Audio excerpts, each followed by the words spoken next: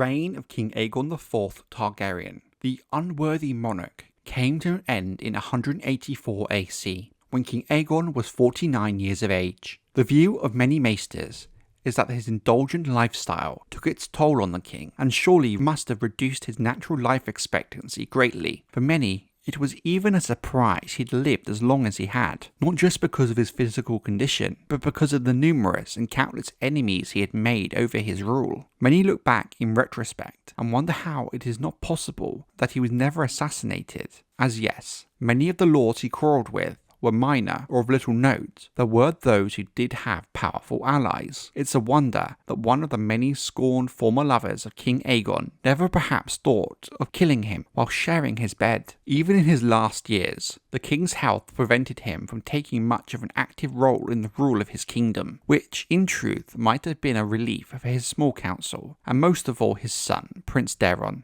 In his later life, King Aegon IV was grossly fat. Given his taste for fine food, wine and ale, and lots of it, he became so huge that eventually the king was barely able to even walk. When he did choose to exert the energy needed for such a task, he could not get up from his seat or bed without aid, let alone walk very far at all. Some maesters have looked back at the health of the king and have speculated that he possibly also could have had gout, which further hindered his mobility, and perhaps he even had diabetes. These numerous health issues only compounded the limited mobility of the king, only further enhancing the issues with the king's weight, meaning there was no hope of reversing the damage or improving Aegon's quality of life, even if he had wanted to. Given Aegon's poor health and physical condition and limited mobility, some even wondered and even japed how King Aegon's last mistress, Serene of Lys, the mother of Shiera Seastar, could ever have withstood his embrace long enough to get with child, and how the physical act could have even been possible. What is even more puzzling to many is that Serene was perhaps the most beautiful and desirable woman of her age. She could have easily had any man she chose, and for sure she had her pick of men, not just from Aegon's court, but from up and down the free cities. Like many of his mistresses, one must suspect she became his mistress for one reason: to progress herself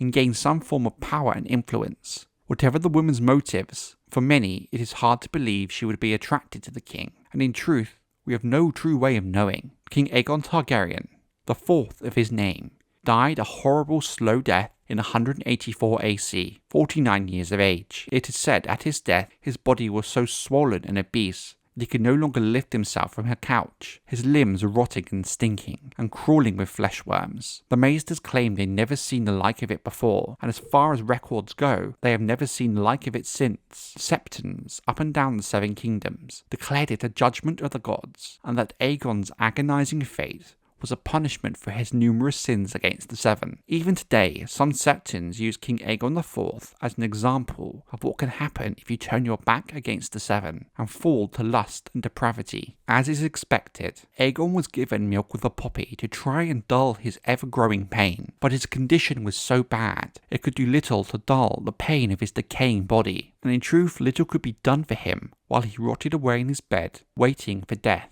There are some claims with no true attributed sources that he may have even wished for death himself. But even in his pain, at the end of his life, King Aegon IV Targaryen was not done wreaking havoc upon Westeros. His family and its people, his last act before his death, all accounts agree, was to set out his last will and testament, and in it he had left the bitterest poison the realm had ever known, something that had never happened before, and something that King Aegon IV surely knew would cause bloodshed and chaos in its wake. As Aegon lay dying, he legitimized all of his natural children, from the most base-born, birthed to common women, to the great bastards, the sons and daughters born to him by women of noble blood, the likes of Daemon, Aegor, Bloodraven, and Shiera. Scores of his natural children had never actually been acknowledged, meaning the true number of them was hard to know, but Aegon's dying declaration meant nothing for them. For his acknowledged bastards, however, it meant a great deal and more, and for the realm, it meant blood and fire